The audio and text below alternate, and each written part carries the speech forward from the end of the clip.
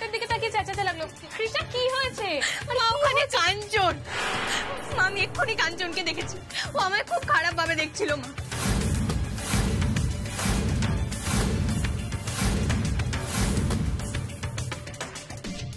এখন তো আমরা সবাই আছি, তোর কাছে কেউ ঘেঁষতে চাইলে না তার মুন্ডু ফাটিয়ে দেবো। একদম ঠিক বলেছো সৃজনী। আর কৃষ্ণা, যে মেয়েটা কলকাতায় এতগুলো গুন্ডাকে লাঠি পেটা করতে পারে, সে বেনারসে একটা গুন্ডাকে ভয় পাবে কেন? অনিরুদ্ধ, তুমি কেন বুঝতে চাইছো না বলো তো? কাঞ্চন ছেলেটা খুবই ভয়ঙ্কর। বোন, ওই ছেলেটা যতই ভয়ঙ্কর হোক না কেন, ওকে যদি তোমার আশপাশে ঘেঁষতে দেখেছি না, পিটিয়ে ছাতু করে দেবো একদম। দেখেছো কৃষ্ণা তোমার ভাই বোন কিরকম?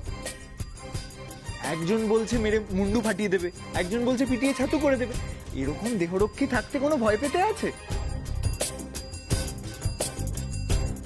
আর কৃষ্ণা, তাছাড়াও তো আমরা পুরো ঘাট এরিয়াটা দেখে এলাম, কোথাও কেউ নেই। আর কেউ যদি এসেও থাকে, আমাদের দেখে ভয় পালিয়ে গেছে। বোন, অনিরুদ্ধ তো একদম ঠিক কথাই বলেছে, তোমার ওসব নিয়ে বেশি ভাবার কোনো দরকার নেই। একদম তাই কৃষ্ণা, এবার কিন্তু তুই শুধু শুধু ভয় পাচ্ছিস বলে দিলাম।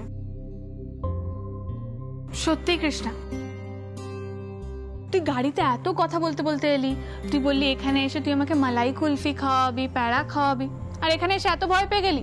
এত ভয় পেলে কি করে চলবে বলতো? কৃষ্ণা, আমরা বেরোবো না? সত্যি তো কৃষ্ণা, কোথায় তুই ওদের নিয়ে বেরোবি, পুরো বেনারসটা ঘুরিয়ে ঘুরিয়ে দেখবি, তা না নিজেই ভয় পেয়ে ঘরে বসে আছিস, সেটা কিন্তু ঠিক না। আর তাছাড়া কৃষ্ণা, তুমি আর মা যখন আগে এখানে থাকতে, তখন তোমাদের কোনো পারিবারিক প্রতিপত্তি ছিল না। কিন্তু এখন আমরা যার বাড়িতে আছি, সেটা বেনারসের একজন নামজাদা মানুষের বাড়ি। এখানে ঢুকে কেই বা তোমার ক্ষতি করবে? আর রাস্তায়ও তোমায় একা বেরোতে হবে না, আমরা সব সময় তোমার সাথে থাকবো। তাহলে তুমি এত ভয় কেন পাচ্ছ? এখানের পুলিশকেও যখন ইচ্ছা কন্ট্যাক্ট করতে পারবো, তাই না? एकदम ठीक बोला साहब। हम अगर एक कॉल करेगा ना, तो बनारस के हर एरिया से 100 लोग आ जाएगा तुम्हारे पास। और मेरा साहब मतलब महादेव जी सबका भला करता है, तुम्हारा भी करेगा।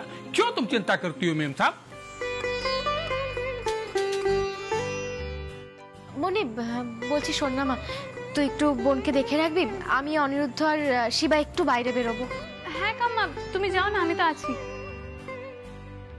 কৃষ্ণা দেখ মা, তুই যখন আমাকে রক্ষা করতি, তখন তোর মা পৃথিবীর কিচ্ছু চিনত না, তোকে ছাড়া কিচ্ছু বুঝতো না। কিন্তু তারপরে তোর মা তোর জন্য রুখে দাঁড়াতে পেরেছিল তো। আর এখন দেখ না, তোর মা কিন্তু সেই চুপচাপ শান্ত হয়ে থাকা মানুষটা নেই। তোর মা এখন অতীত বর্তমান সবটা চেনে,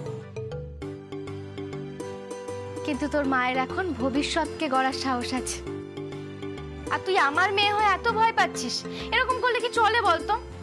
মা, আর কোনো কথা না, শোন তৈরি হয় না বুঝলি, আজকে গঙ্গার ঘাটে বসে মা মেয়ে দুজন মিলে রেওয়াজ করব, আমিও তোর সঙ্গে রেওয়াজ করব, কেমন?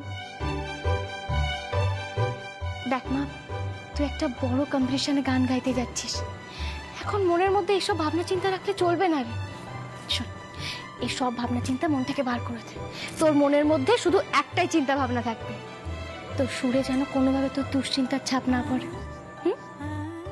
যা যা যা মুন্নি, যা তো নিয়ে যা তো ওকে। রামু কাকা শোনো না, ওদের দুজনকে নিয়ে একটু ভেতরে যাও না, যা, আর কিছু ভাববি না, বুঝেছিস? অনিরুদ্ধ, শিবা, শোনে দিকে, তোদের সাথে আমার কিছু কথা আছে বুঝলি। হ্যাঁ মা, বলুন না। না অনিরুদ্ধ, এখানে বলা যাবে না, আমার সাথে একটু এসো, এসো তাড়াতাড়ি এসো, এসো।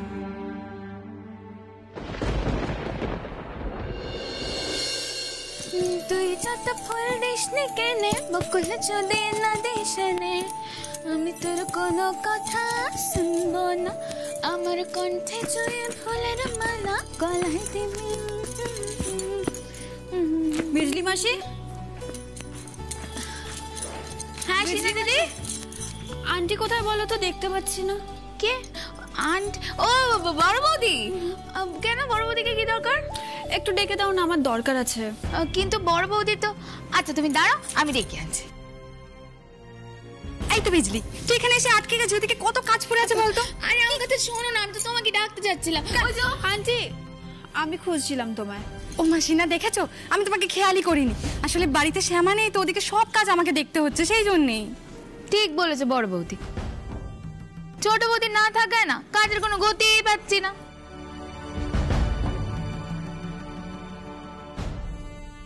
উফ, সেই আবার শ্যামা বাড়িতে না থেকেও যেন সারাক্ষণ বাড়িতে জড়িয়ে রয়েছে। আমিও দেখব কিভাবে এই শ্যামার ভূত বাড়ির ঘাট থেকে নামে।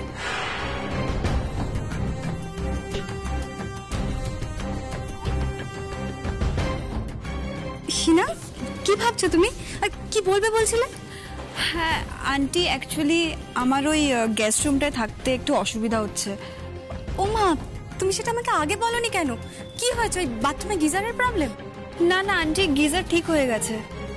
তাহলে আন্টি অ্যাকচুয়ালি ওই ঘরটা খুব ছোট, খুব কনজেস্টেড, যেটা বলো না দম চাপা হয়ে আসছে।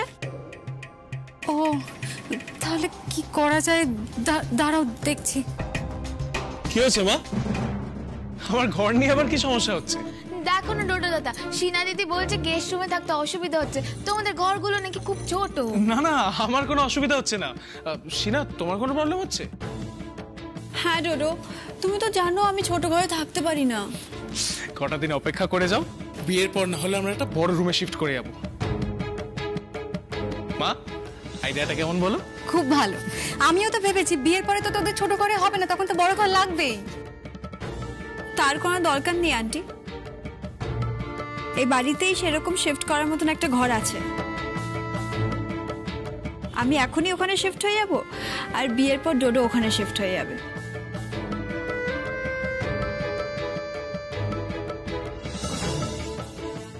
হিনা, তুমি কোন ঘরের কথা বলছো? কেন, ছোট কাম্মার ঘর।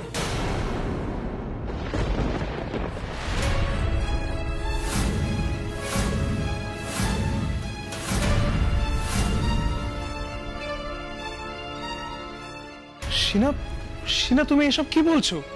আমরা ওই ঘরে শিফট করে গেলে ছোট কাম্মা কোথায় থাকবে?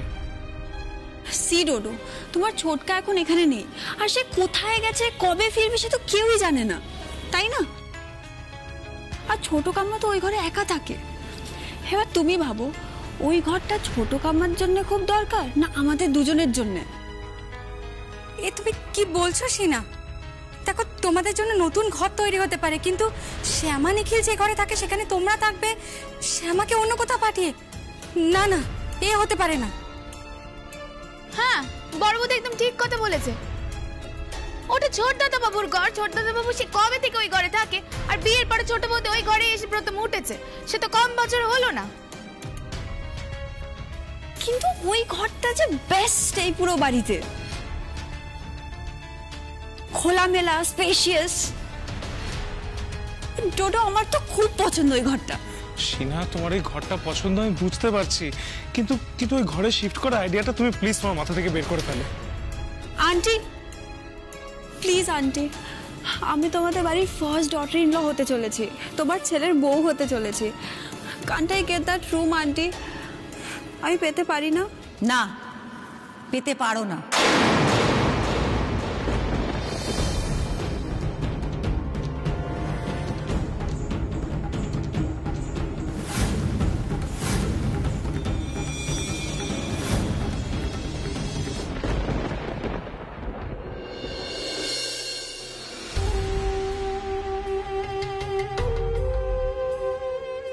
অনিরুদ্ধ বাবা, দেখো কেউ দেখে নিল না তো? দেখো বাবা, আমি চাইছিলাম না কথাগুলো কৃষ্ণার সামনে বলতে, তোমার সাথে আমার অনেক কথা আছে। হ্যাঁ মা, বলুন। দেখো, কৃষ্ণা ঠিক দেখেছে না ভুল দেখেছে আমি জানি না, মানে আদে ওই কাঞ্চন ছেলেটা এসেছে কিনা জানি না। দেখো অনিরুদ্ধ, আমি চাই না কৃষ্ণার সামনে এই কথাগুলো আলোচনা হোক, তাহলে তো ও আরো ভয় পেয়ে যাবে, তাই না? এইদিকে কিন্তু আমাদের একটু খেয়াল রাখতে হবে। চলো ওখানটায় গিয়ে দাঁড়ায়। ঠিক আছে শিবা, আমাকে একটু ধর। মা, আমি আর শিবা কিন্তু এই পুরো এলাকাটাই খুঁজে দেখলাম, আমরা কাউকে দেখতে পেলাম না। দেখো, যদি না থাকে সেটা তো খুব ভালো কথা, কিন্তু আমরা বুঝে গেছি দেখে ও যে পালিয়ে যায়নি এটাও তো আমরা কেউ শিওরলি বলতে পারি না। বেনারসে অনেক অলিগলি, আর এটা তো কাঞ্চনের এলাকা। না গো অনিরুদ্ধ, এত সহজে কাঞ্চনকে খুঁজে পাওয়া আমাদের পক্ষে সম্ভব না। আর দেখো অনিরুদ্ধ, আমরা নতুন করে এখানে কাঞ্চনের সঙ্গে ঝামেলায় জড়াতে আসিনি। এখানে আমরা অনেক গুরুত্বপূর্ণ কাজ নিয়ে এসেছি, আর সেটা আমাদেরকে মাথায় রাখতে হবে। কিন্তু মা, কৃষ্ণা তো প্রচন্ড ভয় পাচ্ছে। শিবা, ভয় পেয়ে চুপ করে বসে থাকলে তো হবে না। এখানে আমরা কিসের জন্য এসেছি? ওর গানের জন্য। আর ও যাতে সেটা মন দিয়ে করতে পারে, আমাদেরকে কিন্তু সেটাই খেয়াল রাখতে হবে।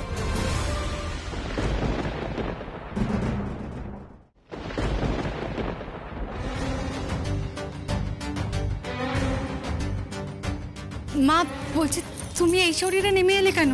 আমরা তো কথা বলছিলাম সিনার সাথে। সে তো দেখতেই পেলাম তোমাদের বলায় কতটা কাজ হচ্ছিল। আর বড় বৌমা, ও একটা এমন বিষয়ে কথা বলছে যে আমি ঘরে চুপটি করে বসে থাকবো, এমনটা তো হয় না। আসলে মা, ওর ওই ঘরটায় থাকতে একটু অসুবিধা হচ্ছে, সেটাই বলছিল। বড় বৌমা, অসুবিধে তো হতেই পারে, এমনটা তো খুব স্বাভাবিক যে যে ঘরটা ওকে দেওয়া হয়েছে সেই ঘরটা ওর পছন্দ হয়নি, সেখানেও থাকতে চাইছে না। আর ঘর বদলের ভাবনা তার থেকে আসতেই পারে, সেটাও খুব স্বাভাবিক। কিন্তু যেটা ও বলছে যে আমার শ্যামা নিখিলের ঘরে ও থাকবে, সেই ভাবনাটা শুধু অস্বাভাবিক নয়, অন্যায়ও। মা বলছি কি, ও তো ছেলে মানুষ, ওর কথা কিছু মনে করো না। বড় বৌমা, ছেলে মানুষ? একটা মেয়ে দুদিন হলো এই পরিবারে পা রেখেছে, এসেই নিজের সুবিধে অসুবিধে গোছানোর ভাবনা ভাবতে শুরু করছে সে। আর যাই হোক, ছেলে মানুষ তাকে বলা যায় না। আর এই যে দাদু ভাই, দাদু ভাই, তোমার বউকে, ও হবু বউকে একটু বুঝিয়ে বলো যে ও যেন শ্যামা নিখিলের ঘরে থাকার ভাবনাটা এক্ষুনি মাথা থেকে বার করে দেয়। আর স্বপ্নেও না ভাবে, এই আলোচনা যেন আমি আর না শুনি, কারণ নিখিলের ঘর, নিখিল থাকুক আর নাই থাকুক, সে ঘরে শ্যামার অধিকার, ব্যাস। কেন মা, তুমি এরকম রিয়াক্ট কেন করছো? সিনা ভুল তো কিছু বলেনি।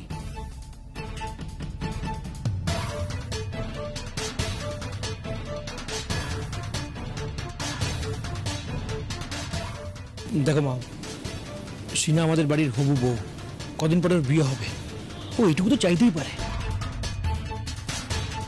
আর তাছাড়া শ্যামা এত বড় ঘরে থেকে কি করবে? এত বড় ঘরে তো থাকার দরকার নেই ওর, তাই না? আর নিখিলও এখন নেই না, মানে নিখিল এখন তো আর ফিরে আসছে না, মানে যখন ফিরে আসবে তখন ভাবা যাবে। এখন আমরা ওর কথাটা ভাবি। ও তো কিছু ভুল চাইনি, একবার ভেবে দেখো। অশোক, মা বলে এখনো ডাকছিস? তাহলে আর ডাকছিস যখন, তখন মায়ের বুদ্ধি, বিবেচনা, বিচার, দূরদর্শিতা এসবের উপর ভরসা করা শেখ, বিশ্বাস করা শেখ। এবার তো অভ্যেস কর। হ্যাঁ মা, এরকম ভাবে কথা কেন বলছো? বলছি তার কারণ, যেখানে যা বলার নয়, যেখানে যা করার নয়, সারা জীবন তাই করে এসেছিস, এবার বন্ধ কর। আর ভুলে যাস না যে আমি এখনো বেঁচে আছি।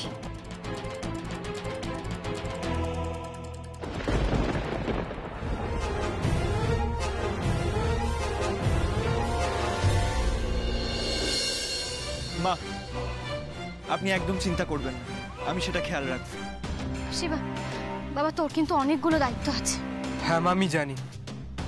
দেখো, এই পরিস্থিতিতে বাড়ি থেকে এত দূরে আসার কারণটা কিন্তু আমাদের ভুলে গেলে চলবে না। হ্যাঁ বলছি, শোন না, তোর বাবা যে নাম্বারটা দিয়েছিল সেটাতে ফোন করেছিস?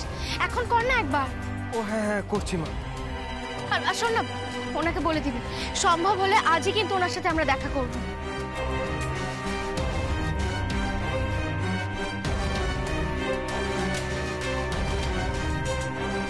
हेलो হ্যালো পরেশ জি। हाँ जी, आप कौन? আপনার নাম্বারটা আমাকে নিখিল চৌধুরী দিয়েছে। আমি কলকাতা থেকে আপনাকে একবার ফোন করেছিলাম। अरे हाँ हाँ बोलिए जी, अपनी चौधरी साहब बेटा आছেন तो? हाँ। आप लोग बनारस आ गए क्या?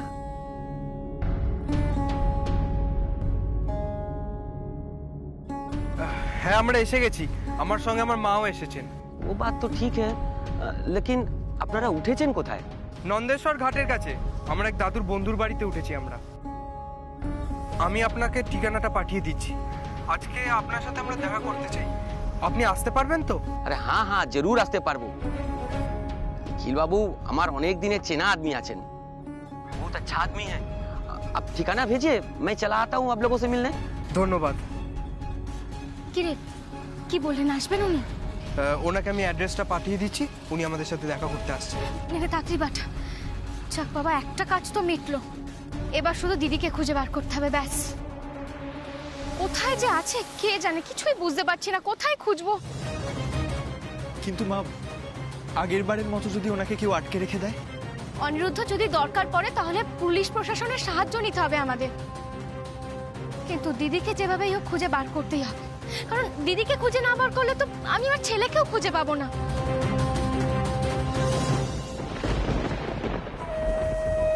আর এখানে দেখলাম সবাই বেশ গলাবাজি করে বক্তব্য রাখছো, যেখানে দাঁড়িয়ে বক্তব্য রাখছো সেই বাড়িটা কিন্তু আমার স্বামীর। আর তার অবর্তমানে এই বাড়িতে শেষ কথা বলবো আমি। মা বলছি থাক না এখন এইসব কথা। সিনা তো একবারও বলেনি যে ওর কথা রাখতেই হবে। সিনা বলবার কে? বড় বৌমা। রাখবার মতন কথা হলে আমি নিজেই রাখতাম, তেমনটা নয় বলেই তো অসুস্থ শরীরে এখানে দাঁড়িয়ে বকবক করে যেতে হচ্ছে আমাকে। আরে এই যে নাথ বউ, হবু নাথ বউ, আমাদের বাড়ির সদস্য হতে চলেছো কিছুদিন পরেই। তুমি আমার খুব আদরের সম্পর্কের। শুধু একটা কথা বলে রাখছি, যেটা ন্যায় নয়, অন্যায় কথা বলো না। ওই ঘর শ্যামা নিখিলের, ওই ঘরের কথা ভুলে যাও। আর যদি অন্যায় কথা বলো, আদর নয়, তার সঙ্গে আমি শাসনও করব। হ্যাঁ, এই পরিবারের রীতিই তাই, বকুনি খাবে কিন্তু। অশোক, অরুণের শরীর ঠিক হলে ওকে বলিস একটা বড় ঘরের ব্যবস্থা করতে, যাতে নতুন করে বানাতে হয়, তাহলেও ঠিক আছে। কারণ আমার দাদু ভাই আর নাত বউ বিয়ের পরে তো ওখানেই থাকবে। হ্যাঁ, বলে রাখিস। থাক ঠাম্মি, আমার আর ঘর লাগবে না। আমি যেখানে আছি আমি ওখানেই থাকবো।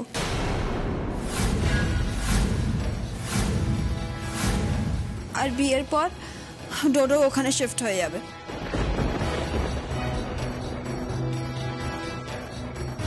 সিনা দেখো, ঠাম্মি কিন্তু ভালো কথাই বলেছেন। আন্টি থাক, ব্যাপারটা অ্যাকচুয়ালি ভালো খারাপের নয়। আমি ভেবেছিলাম এই বাড়িতে আমাকে সবাই আপন করে নিয়েছে, কিন্তু এখন দেখছি ব্যাপারটা ঠিক তা নয়।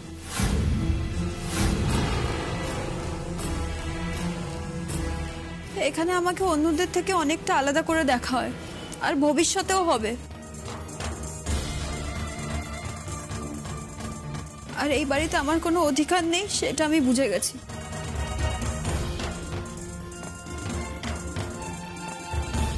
Sheena, Sheena wait, Sheena, Sheena, Sheena wait.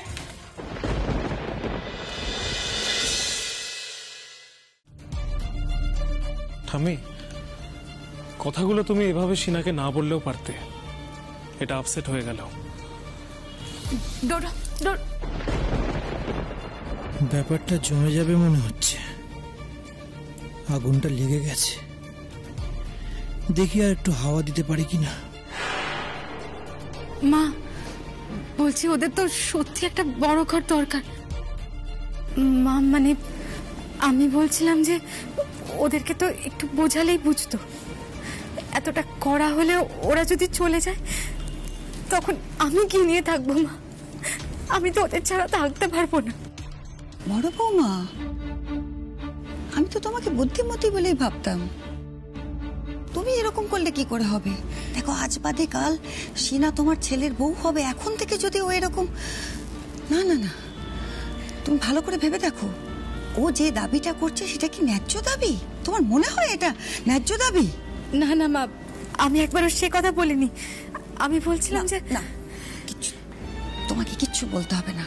আমি যেটা বলছি তুমি মন দিয়ে শোনো, কেমন? দেখো, ওই ঘর আমার শ্যামা নিখিলের, তাই তো?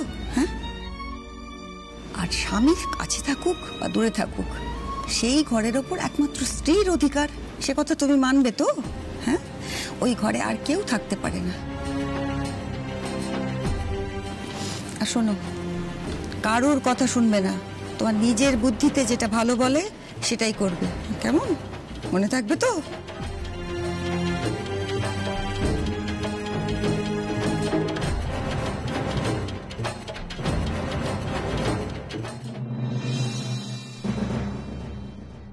এই শিবা, তোর বাবা বলেছিল না এই যার নাম্বার দিয়েছে তিনি জানেন দিদি কোথায় আছে? হ্যাঁ মা। ঠিক আছে মা, দরকার হলে আমরা পুলিশকে কন্ট্যাক্ট করব। কিন্তু আমরা তো এতটা জার্নি করে এসেছি, আপনিও নিশ্চয়ই টায়ার্ড। আগে আমরা একটু ফ্রেশ হয়ে নিই, তারপর না হয় বাকি কাজ করা যাবে। মা, অনিরুদ্ধদা কিন্তু এই কথাটা একদম ভুল বলেনি। তোমার রেস্টের দরকার, চলো। আচ্ছা ঠিক আছে, চলো, চল তাড়াতাড়ি চল চল।